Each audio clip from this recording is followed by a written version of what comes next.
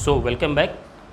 हम लोग चैप्टर 1 के प्रीवियस ईयर बोर्ड के क्वेश्चन को सॉल्व कर रहे हैं। चैप्टर 1 है यहाँ पर इलेक्ट्रिक चार्जेस एंड फील्ड्स। हमने प्रीवियस लेक्चर्स में यहाँ पर 1 मार्क्स और 2 मार्क्स के क्वेश्चन सारे सॉल्व कर चुके हैं, उसके आपको वीडियो लेक्चर मिल चुके होंगे। अच्छा, जो भी ये जो शीट है, जो क्वेश्चन की शीट है, अगर आप लोग वीडियो लेक्चर के थ्रू देखें तो उसके डिस्क्रिप्शन में इसका लिंक मिल जाएगा, आप वहाँ से भी इसको डाउनलोड कर सकते हैं। चलो भाई, पीछे वाले इधर देखो, 1 बाय 1 एक एक क्वेश्चन डिस्कस करेंगे। जो डेरिवेशन और थ्योरी है उसमें एक ब्रीफ इंट्रोडक्शन देंगे ताकि उसे आप सॉल्व कर पाएँ, ठीक है। बाकी न्यूमेरिकल मैं यहाँ पर आपको सॉल्व कराऊँगा। पहला क्वेश्चन है, derive the expression for electric field at a point on the equatorial line of an electric dipole. जैसे कि हम जानते हैं इलेक्ट्रिक डाइपोल कुछ इस तरीके से होता है। ये हो गया -q और +q। जी बताइए, रिदा बताइए क्या कह रही। हाँ, रिकॉर्ड कर रहे हैं, ठीक है ठीक है, नहीं रिकॉर्ड हो रहा है।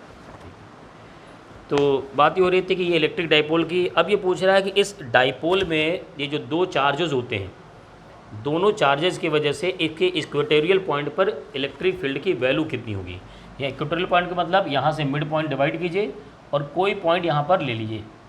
तो यहाँ से इसकी वजह से जो इलेक्ट्रिक फील्ड होगा, इसकी वजह से जो इलेक्ट्रिक फील्ड होगा, हम उसका रिजल्टेंट फाइंड करते हैं, ठीक है।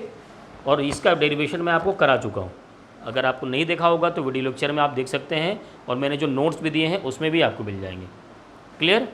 बस हमें क्वेश्चन को समझने की ज़रूरत है। सेकंड क्वेश्चन कह रहा है, depict the orientation of dipole in stable and unstable equilibrium in a uniform electric field. देखो, ये क्वेश्चन और पहले क्वेश्चन से डिफर कर रहा, अलग है। इस क्वेश्चन में कह रहा है कि एक डाइपोल है जिसे हमने इलेक्ट्रिक फील्ड में रख दिया है। अब एक बात बताओ, इसके पहले जो हमने पढ़ा हुआ है टॉर्क वाला जो फॉर्मूला पढ़ा था, जिसमें हमने क्या बनाया था, यहाँ पर इस तरीके से इलेक्ट्रिक फील्ड बनाए थे। सबको याद है भाई? ये हो गया इलेक्ट्रिक फील्ड, और यहाँ पर एक डाइपोल को हमने रखा था -q और +q, जिसकी लेंथ होती है 2a, और ये एंगल था यहाँ से थीटा। होता क्या है कि इस इलेक्ट्रिक फील्ड की वजह से इस +q चार्ज पर एक इलेक्ट्रोस्टैटिक फोर्स लगता है। ये जो फोर्स होता है, अगर वो चार्ज पॉजिटिव है तो उस पर फोर्स लगेगा इलेक्ट्रिक फील्ड के डायरेक्शन में, और अगर चार्ज नेगेटिव है तो opposite to electric field force लगेगा। यानी इस पर लगेगा इस डायरेक्शन में फोर्स, ये हो गया QE, और इस पर लगेगा इस डायरेक्शन में फोर्स, और ये होगा, ये भी होगा QE। अब आप ये देख रहे होंगे कि इस डाइपोल पर 2 साइड में फोर्स लग रहे हैं, एक राइट में और एक लेफ्ट में। तो जाहिर सी बात है ये कहीं मूव नहीं करेगा। मूव करने का मतलब ये है इसका ट्रांसलेशनल मोशन 0 होगा। लेकिन चूंकि ये लाइन ऑफ एक्शन दोनों के देखा जाए तो अलग अलग है। लाइन ऑफ एक्शन का मतलब ये है कि देखिए, ये लाइन इसकी है, ये लाइन इसकी है। यानी ये क्या कर देगा, एक कपल प्रोड्यूस कर रहा है, और कपल जब प्रोड्यूस होता है तो इसको रोटेट कर सकता है, उसी कहते हैं टॉर्क प्रोड्यूस होता है। यहाँ पर डेरिवेशन के थ्रू हमने जो टॉर्क फाइंड किया था वो था PE sin थीटा। अगर हम इसको उसमें लिखता हूँ, देखिए P भी क्या है, ये डाइपोल मोमेंट है, और ये भी एक वेक्टर है। E ये भी एक वेक्टर है, और टाउ भी क्या है, वेक्टर है ना। तो यहाँ होगा क्रॉस प्रोडक्ट, यानी होता है tau is equal to P cross E। ये तीनों क्या है, वेक्टर प्रोडक्ट हैं। जब वेक्टर को वेक्टर से मल्टीप्लाई करें और रिजल्टेंट वेक्टर आए तो क्या होता है, डॉट प्रोडक्ट, और उसमें साइन थीटा आता है। खैर, यहाँ सवाल ये है, depict the orientation of dipole in stable, यानी डाइपोल जब स्टेबल हो तब इसका ओरिएंटेशन क्या होगा। तो मैंने बताया था कि स्टेबल का मतलब ये है कि इस पर कोई फोर्स लग ही नहीं रहा हो, मतलब इसको कोई घुमाने की कोशिश न कर रहा हो। इसका मतलब क्या हुआ, ये इस तरीके से होगा, क्योंकि इलेक्ट्रिक फील्ड भी इसी डायरेक्शन में, तो ये भी ऐसा होगा। लेकिन इसमें भी 2 कैटेगरी है, एक होता है स्टेबल इक्विलिब्रियम, एक होता है अनस्टेबल इक्विलिब्रियम।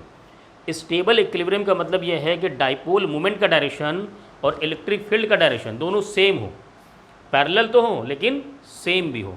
यानी यहाँ पर क्या है, यहाँ पर P is parallel to E तो है, लेकिन क्या है, साथ ही साथ थीटा इज इक्वल टू 0 भी है।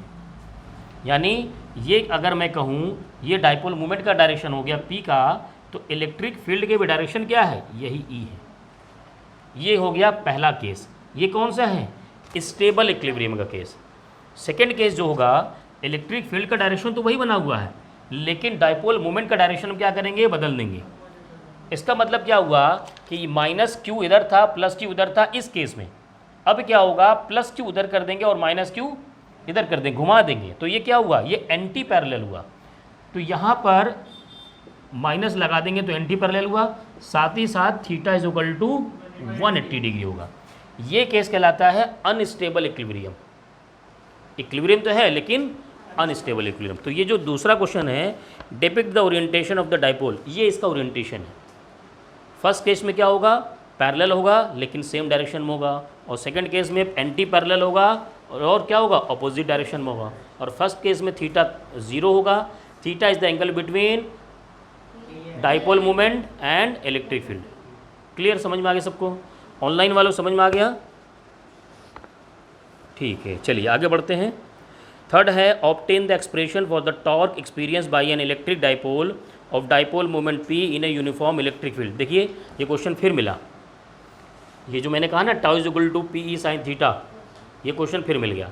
देखो ये क्वेश्चन बार बार आया है और मैंने शीट में इसीलिए बार बार टाइप कराया है इसको, कि जितनी बार आया उतनी बार टाइप करो, ताकि हमें पता तो चले कि ये कितना ज़्यादा इंपॉर्टेंट है। ये चीज़ें या तो डायरेक्ट वो पूछा जा रहा है या तो उससे रिलेटेड चीज़ें पूछी जा रही है।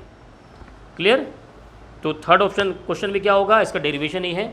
अगर आपको डेरिवेशन नहीं आता नोट से देख लीजिए या फिर मेरे वीडियो लेक्चर से देख लीजिए। Fourth, what will happen if the field were not uniform. हाँ ये देखो, अब एनालिसिस का पार्ट आ गया। एक होता है सीधे सीधे पढ़ाई करना, एक होता है कि थॉरोली पढ़ाई करना। अब थॉरोली की बात आ गई। What will happen if the field were not uniform.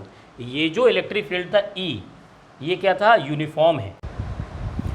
तो फोर्थ क्वेश्चन क्या है, कह रहे हैं कि what will happen if the field were not uniform. जैसे कि मैंने आपको बताया कि यहाँ पर क्या होता है कि अगर ये डाइपोल रखा हुआ है तो इस पर एक फोर्स लगता है राइट साइड में क्यू ई और लेफ्ट साइड में क्यू ई। चूँकि ये दोनों फोर्स इक्वल हैं तो यहाँ पर नेट फोर्स ट्रांसलेशनल डायरेक्शन में 0 हो जाता है, लेकिन दोनों का लाइन ऑफ एक्शन अलग है, इसलिए ये रोटेट करने लगता है, टॉर्क प्रोड्यूस होता है। लेकिन अगर इलेक्ट्रिक फील्ड सेम नहीं हुआ, अलग अलग हुआ, मान लीजिए कि ये E1 हो गया और ये E2 हो गया, और मुझे बता दिया गया कि E1 is greater than E2, तो जाहिर सी बात है इसकी वैल्यू जो होगी F1 होगी और इसकी वैल्यू F2 होगी, और यहाँ पर हो जाएगा F1 is greater than F2। अब ये जब फोर्स ज़्यादा हो गया और ये फोर्स कम हो गया तो रोटेट तो करेगा लेकिन साथ ही साथ ट्रांसलेशनल मोशन भी करेगा। क्लियर? तो यहाँ पर क्या करेंगे, हम लिखेंगे कि net force is not equal to 0, hence dipole moment will go for translational motion. Clear? चलिए नेक्स्ट क्वेश्चन करते हैं, पांचवा क्वेश्चन।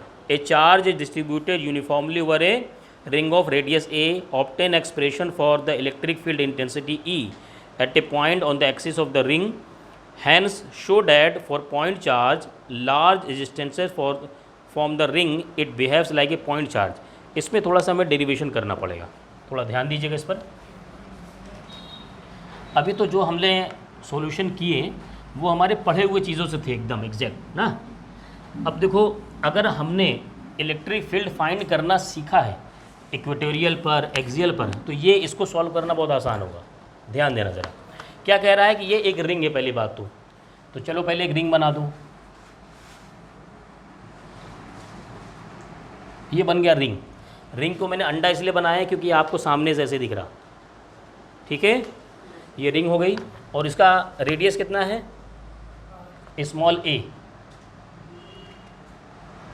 ये हो गया इसका रेडियस स्मॉल ए, और कह रहा है इसके एक्सिस पर कुछ दूर पर यहाँ पर इलेक्ट्रिक फील्ड की वैल्यू बताइए।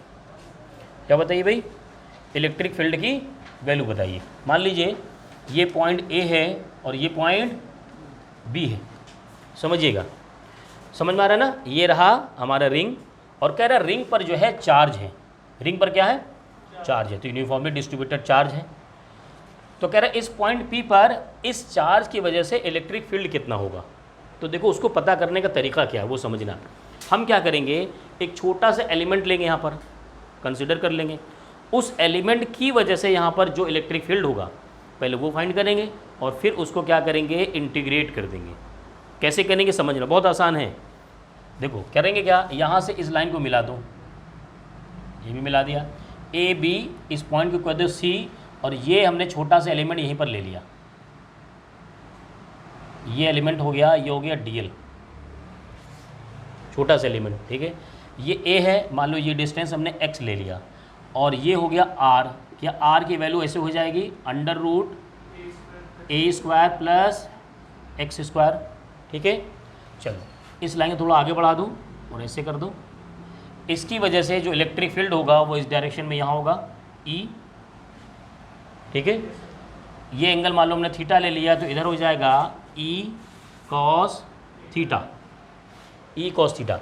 ये स्मॉल एलिमेंट है तो इसको कह दो DE, और इसको भी कह दो DE, और इधर क्या हो जाएगा DE sin थीटा। देखो एक बात समझना, ये एलिमेंट हमने यहाँ लिया है ना, यही एलिमेंट यहाँ भी तो होगा, यहाँ भी होगा, यहाँ भी होगा।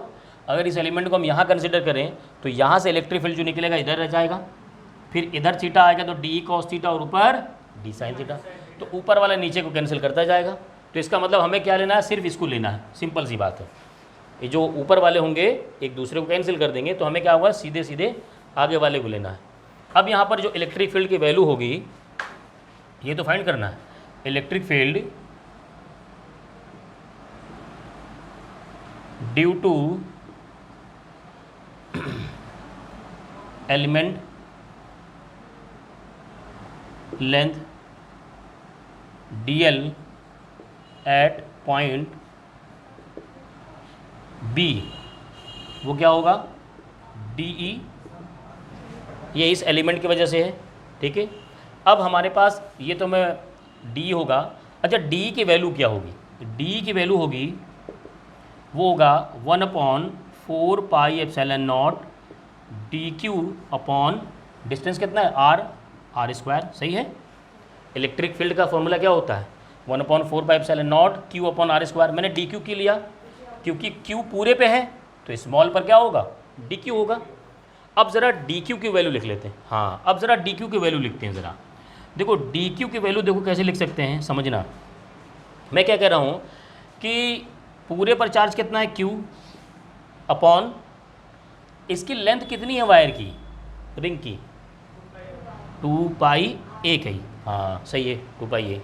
तो ये जो चार्ज हुआ क्या ये चार्ज पर यूनिट लेंथ हुआ, अरे ये तो हुआ, ये टोटल लेंथ हो गई, लेंथ से मल्टीप्लाई डिवाइड कर दिया तो ये हो गया चार्ज पर यूनिट लेंथ। और हमारे पास कितने लेंथ पर चार्ज निकालना है dl पर, ये हो गया dl। समझ में आया भाई सबको। 1 रुपये में 3 सेब तो 5 रुपये में कितने सेब, 1 रुपये में इतना सेब है, ठीक है। तो 5 रुपये में कितने, 5 रुपये से मल्टीप्लाई करो, पहले एक का तो पता करो कि 1 रुपये में कितने सेब हैं। अगर आपको 3 किलो सेब लेना है, पर लेना है तो आप जाके नहीं पूछते भाई 3 किलो का सेब कितना पैसा लोगे, आप पूछते हैं हाँ भाई क्या रेट है, वो बताएगा कि भाई 50 रुपये kg, तब आप जोड़ेंगे अपना 3 से मल्टीप्लाई करके।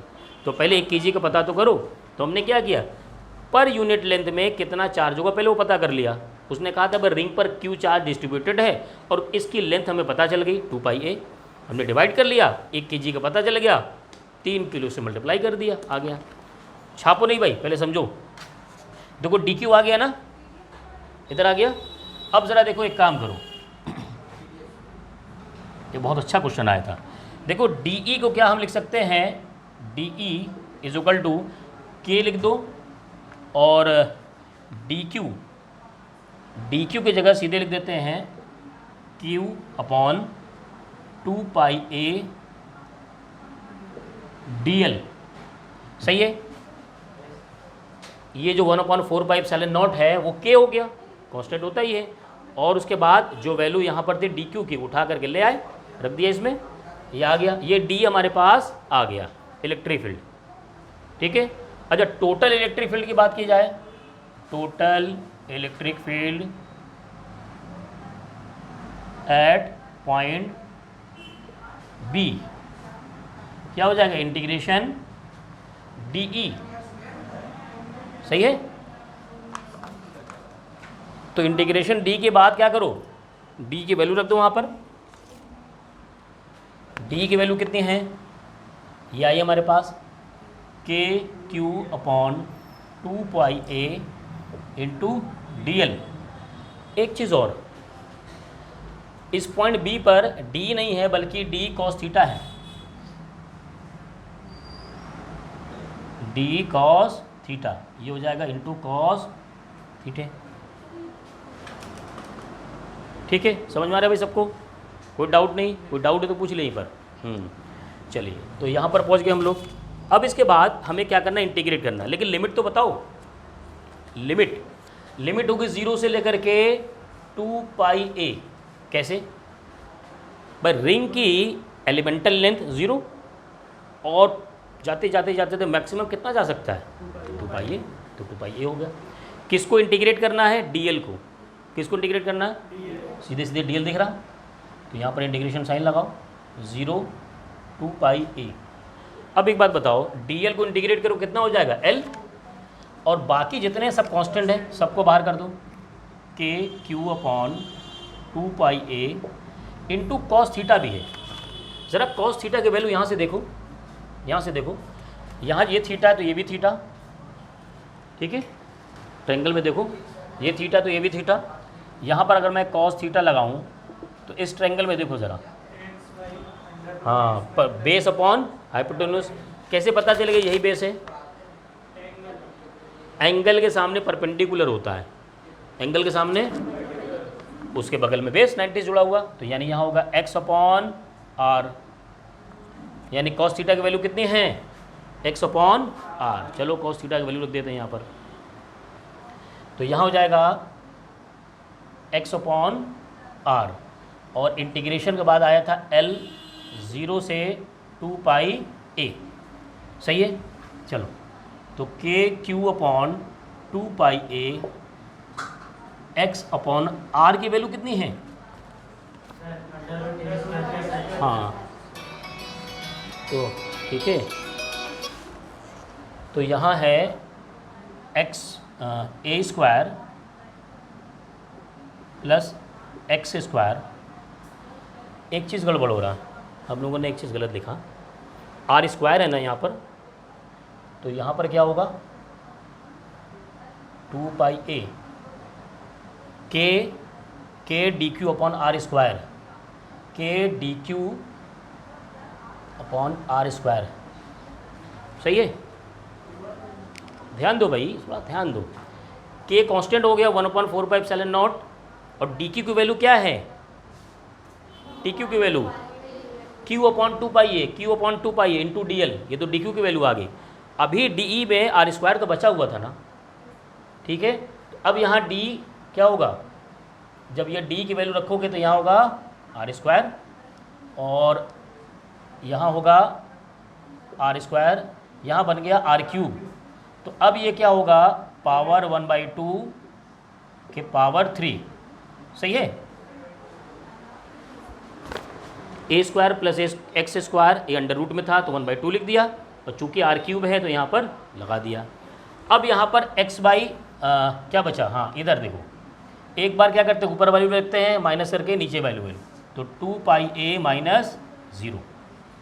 देखो क्या 2 पाई a से 2 पाई a कैंसिल हो गया, तो यहाँ से देखो इलेक्ट्रिक फील्ड की वैल्यू क्या आ रही है, के क्यू एक्स अपॉन ये आ गया a square plus x square के पावर 3/2।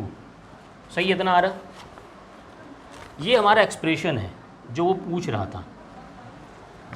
रहा था, लेकिन उसके साथ उसने एक चीज़ और कहा था। उसने कहा था hence show that for points at large distance, points as large distance from the ring से ये जो पॉइंट बी लिया है बहुत दूर हो, तो क्या होगा, तो कह रहा है कि क्या वो पॉइंट चार्ज की तरह बिहेव करेगा। रिंग पॉइंट चार्ज की तरह बिहेव करने का मतलब ये है कि उसी वाला फॉर्मूला आना चाहिए, 1/4πε0 क्यू अपॉन आर स्क्वायर आना चाहिए, तभी तो कहेंगे पॉइंट चार्ज की तरह है। तो अब ज़्यादा दूर होने का मतलब ये है कि x is greater than a। x बहुत दूर होगा ना, b बहुत दूर चला गया तो x बहुत बड़ा हो गया, जब x बहुत बड़ा हो गया तो a बहुत छोटा हो गया। जब a 0 हो जाएगा, यहाँ पर a 0 हो जाएगा, तो यहाँ क्या हो जाएगा, एक्स स्क्वायर इंटू 3/2, 2 से 2 कट जाएगा, क्या बचेगा, एक्स क्यूब, और ऊपर x है, क्या बचा, E = के क्यू अपॉन एक्स। स्क्वायर। ठीक, क्या मैं इसको इससे लिख सकता हूँ 1/4 pi epsilon not Q upon x square. देखो भाई समझ में आ रहा, के की value 1/4 pi epsilon not Q upon x square. अब एक बात बताओ, कोई क्यू चार्ज है, इससे एक्स डिस्टेंस पर तुम अगर इलेक्ट्रिक फील्ड की वैल्यू निकालो, क्या यही फॉर्मूला नहीं आएगा? इलेक्ट्रिक ये फॉर्मूला होता है। इसका मतलब वो रिंग क्या कर रहा है, ring as a point charge की तरह बिहेव कर रहा है। बस हमने फाइंड कर लिया। क्लियर, समझ में आए भाई सबको? चलिए नोट करिए इसको जल्दी से, जहाँ ना समझ में आए दोबारा पूछिए। चलिए नेक्स्ट न्यूमेरिकल देखते हैं। क्वेश्चन नंबर 6 कह रहा है an electric dipole of dipole moment P is placed in uniform electric field E। Obtain the expression for torque T experience by the dipole. भाई हम सब जानते हैं कि टाउ इज इक्वल टू क्या आता है, PE साइन थीटा। ये एक्सप्रेशन हो गया, आप डिराइव कर लेंगे। आगे कह रहा है कि identify 2 pairs of perpendicular vectors in the expression. जिसने वेक्टर नहीं पढ़ा ना उसको बड़ी दिक्कत आने वाली है। यहाँ आता है tau is equal to P cross E, क्योंकि यहाँ पर तीनों वेक्टर है, वेक्टर को वेक्टर से मल्टीप्लाई किया तो वेक्टर आ गया। एक बात बताओ, इनका ये जो रिजल्टेंट है टाउ, जाहिर सी बात है वेक्टर है, तो इसका डायरेक्शन क्या होगा, टाउ का डायरेक्शन क्या होगा? कैसे पता करते समझो। एक बात बताओ, इलेक्ट्रिक फील्ड का डायरेक्शन ये था ना, और P का डायरेक्शन ये था, ये रहा P का डायरेक्शन, और ये था इलेक्ट्रिक फील्ड का डायरेक्शन। हाँ, स्क्रू रूल से या फिर राइट हैंड थंब रूल लगा दीजिए। थंब रूल का मतलब ये है कि जैसे P से स्टार्ट करिए और E तक पहुँचिए। क्या करेंगे, P से स्टार्ट करिए और E तक पहुँचिए। आप अपनी उंगली को ओपन करिए, P पे रख लीजिए और E तक ले जाइए, मुट्ठी बांधिए, कर्ल कीजिए। जब आपने कर्ल किया उस वक्त थंब किधर जा रहा, अंदर, हाँ इनसाइड। तो जो इनसाइड डायरेक्शन है वो है टाउ का डायरेक्शन। जो इनसाइड डायरेक्शन वो किसका है भाई, टाउ का डायरेक्शन। लाओ ज़रा पेन लाओ। हाँ अब एक बात समझिए, इधर देखिए, ये मान लीजिए P है, ये P हो गया और ये E हो गया, ये दोनों एक प्लेन में है। अगर मान लीजिए जो टाउ है वो अंदर है या इधर है, इधर भी देख लीजिए, तो क्या ये जो पेन टाउ है ये ब्लू कलर के यानी P से कितना एंगल बना रहा, 90, और रेड कलर के E से कितना एंगल बना रहा, 90। यानी जो टाउ होगा इसके साथ भी परपेंडिकुलर और इसके साथ भी परपेंडिकुलर। बस यही सीखना था। देखो अब ध्यान आ जो क्वेश्चन पर, क्या कह रहा है, identify 2 pairs of perpendicular vectors. 2 pairs of perpendicular vectors. तो पहला पेयर्स है टाउ और P का, ये दोनों क्या है, परपेंडिकुलर है। और दूसरा पेयर बनेगा टाउ और E का, ये दोनों परपेंडिकुलर। आप चाहो तो ऐसे लिख दो, tau is perpendicular to P, और आप चाहे इसको भी लिख दो, tau is perpendicular to E। बस क्लियर, समझ में आ गया होगा, सिंपल। तो जिसको वेक्टर आता है ना वो ये एकदम उड़ा देगा पूरा, बहुत आसानी से कर लेगा। समझ में आ गया, ना समझ में आए पूछिए दोबारा। चलिए अगला क्वेश्चन करते हैं। बताइए।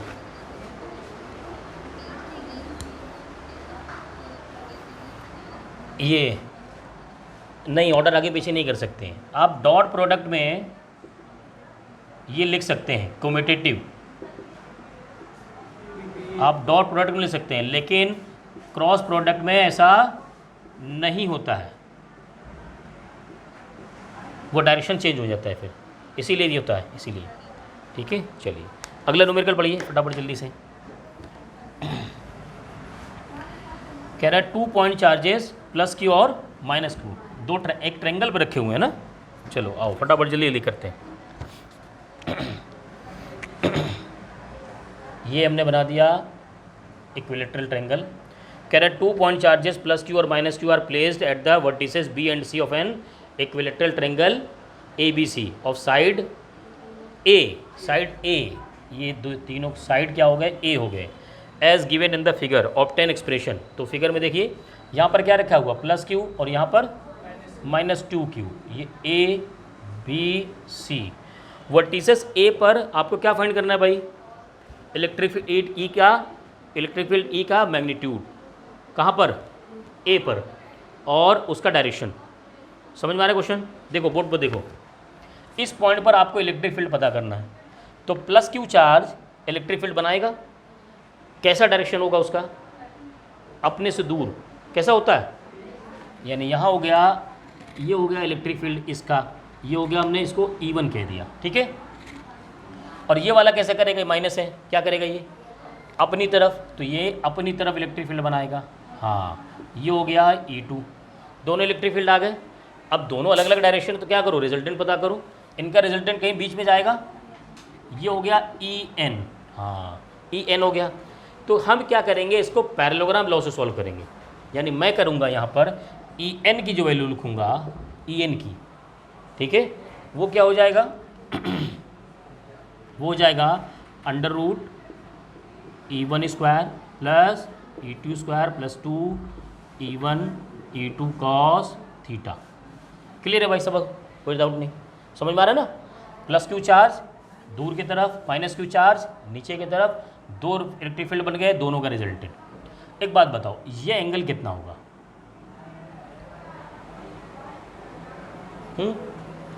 अरे इक्विलेटरल है, इक्विलेटरल है, तो ये 60, ये 60 और ये भी 60, तो ये कितना हुआ?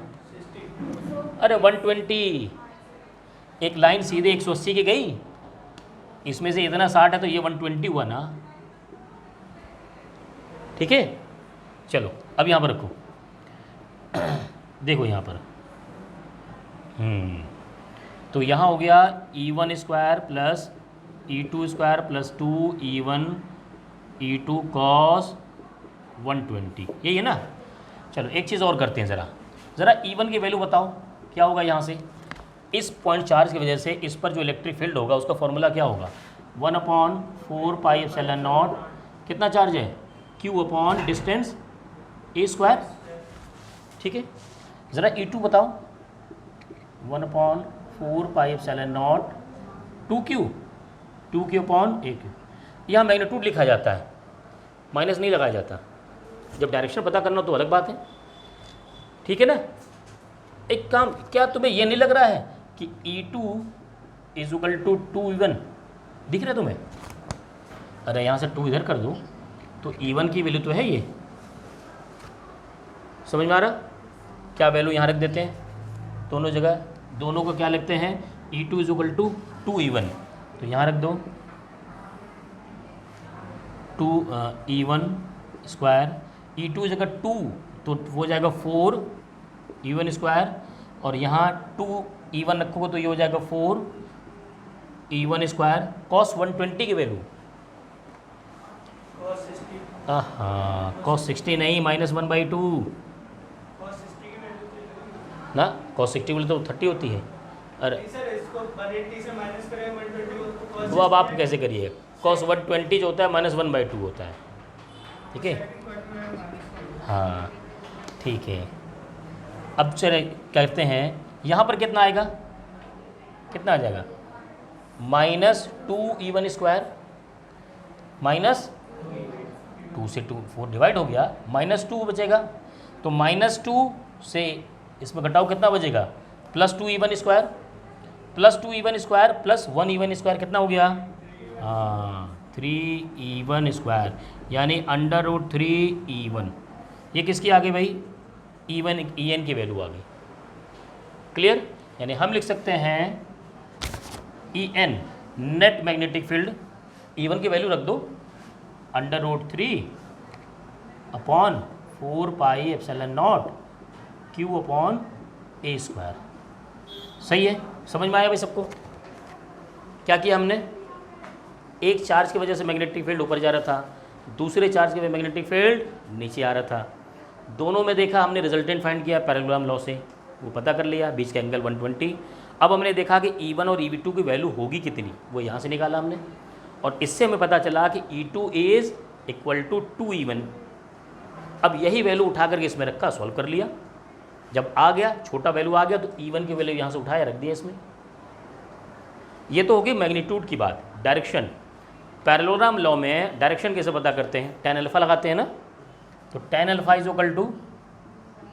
B sin theta upon a plus b cos theta. आप यहाँ पर क्या करना, वैल्यू रखना।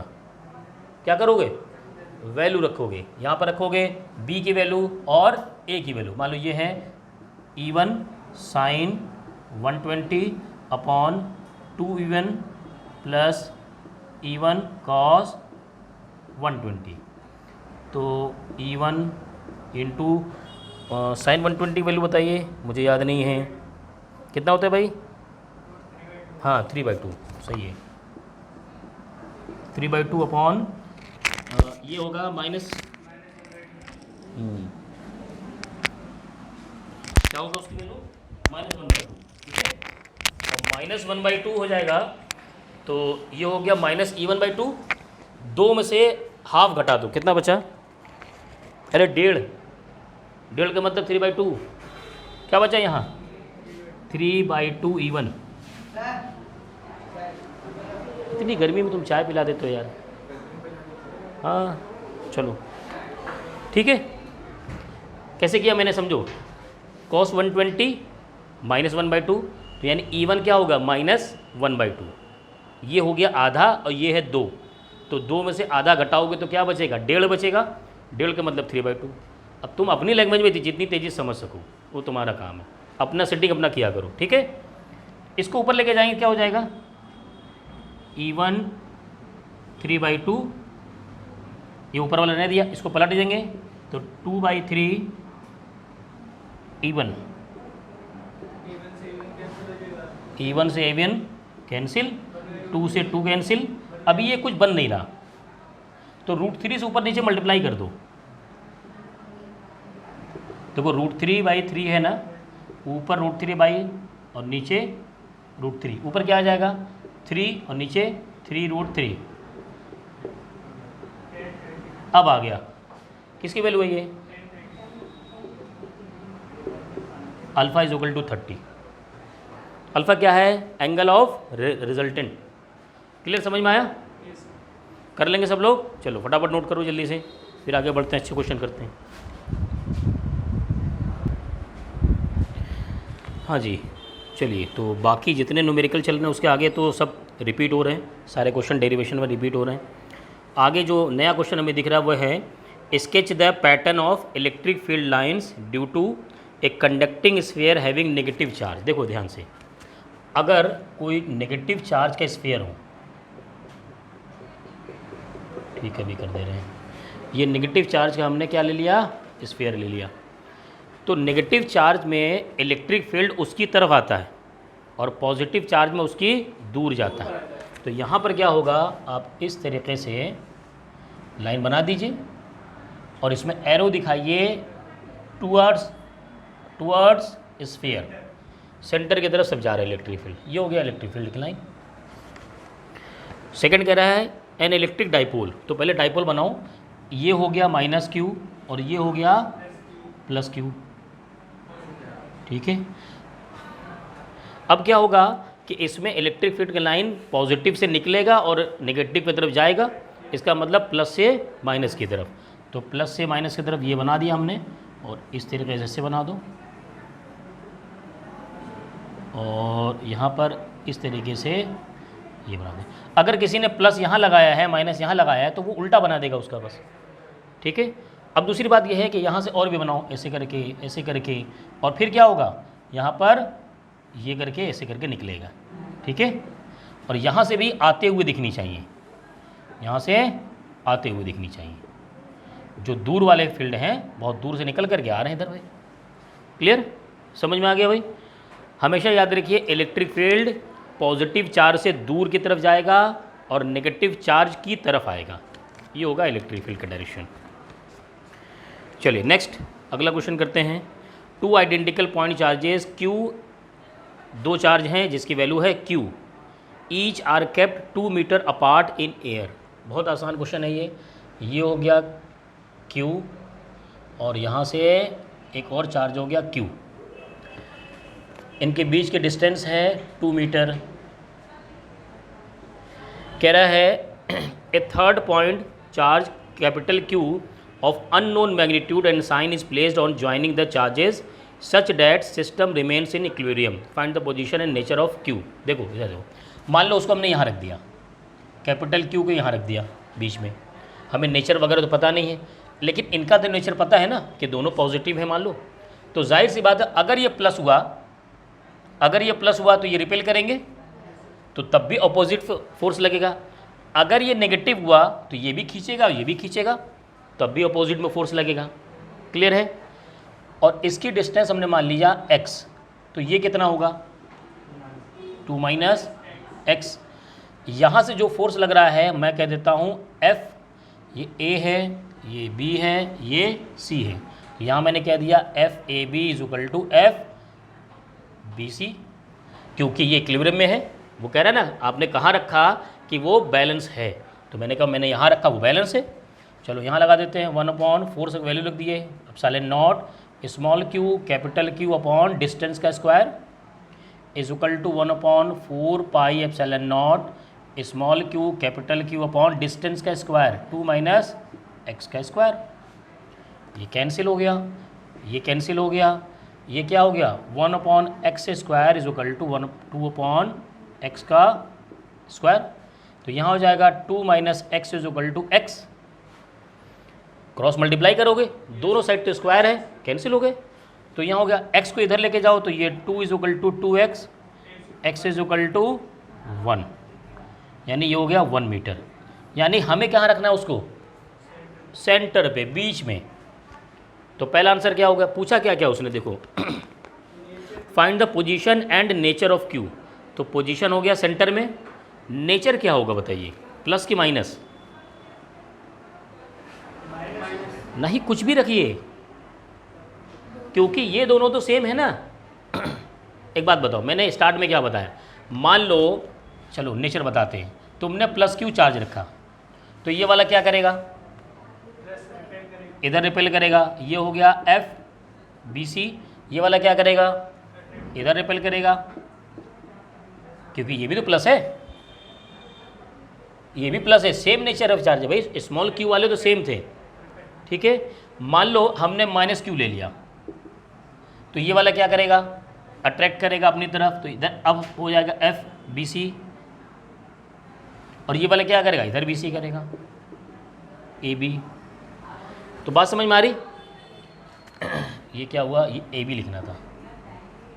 तो दोनों केस में क्या हुआ, फोर्स अपोजिट ही लग रहे हैं, और अपोजिट का ही हमने कंडीशन लिया यहाँ पर कि दोनों खींच रहे हैं तो बैलेंस है।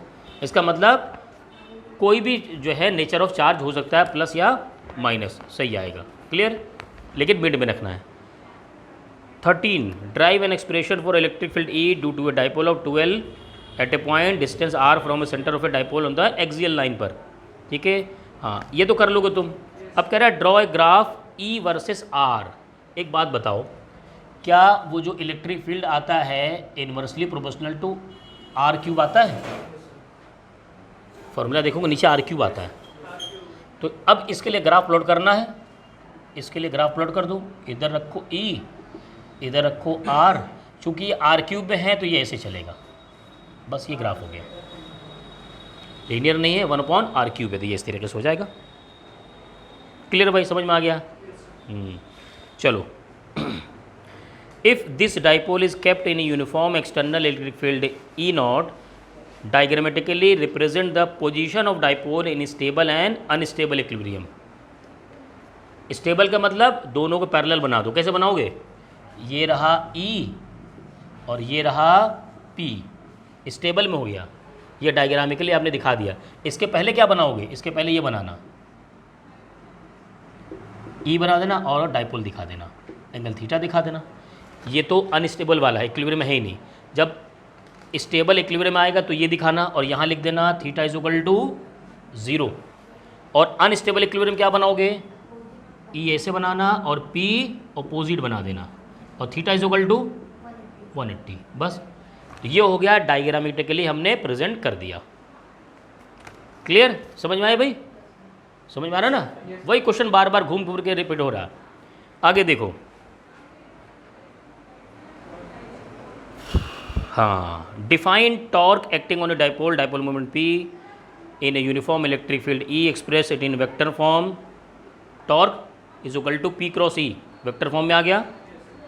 And point out the direction along which it act, बता दिया मैंने direction right hand thumb rule से, वो हो गया। What happens if the field is non uniform, ये क्वेश्चन आ चुका है। क्या होगा भाई, नॉन यूनिफॉर्म होगा तो क्या होता है, इलेक्ट्रिक फील्ड नॉन यूनिफॉर्म हो जाए तो क्या होता है,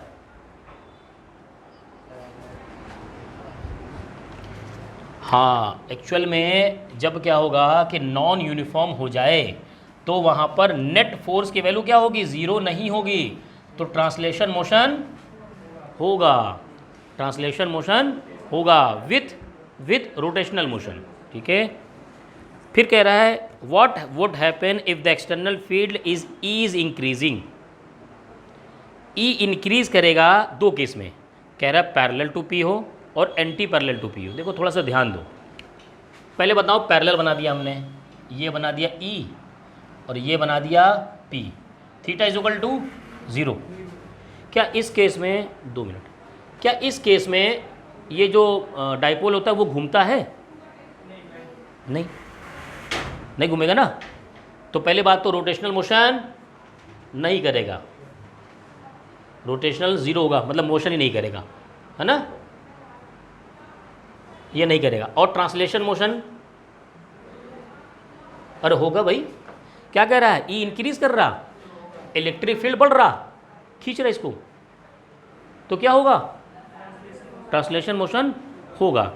इसी केस में उसने कहा कि एंटी पैरेलल बना दो, चलो मैंने ई बना दिया, ये ई बना दिया और ये पी बना दिया, इसमें भी क्या होगा, रोटेशनल मोशन नहीं होगा लेकिन ट्रांसलेशन मोशन होगा, लेकिन इसको इस तरीके से रिप्रेजेंट करेंगे।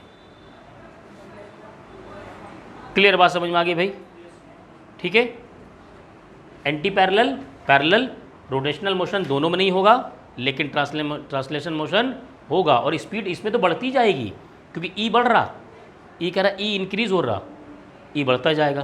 क्लियर समझ में आ गया भाई सबको, ठीक है, चलिए तो ये शीट सॉल्व कर दी गई है, अब आप इसका सॉल्यूशन बना लेंगे, जहाँ डाउट हो मुझसे पूछ लेंगे दोबारा से आके, ठीक है, चलिए ओके। ये शीट आपको न मिली हो तो इसका PDF लिंक मिल जाएगा आपको उसके लेक्चर के डिस्क्रिप्शन में। बताइए आयशा क्या कह रही हैं आप।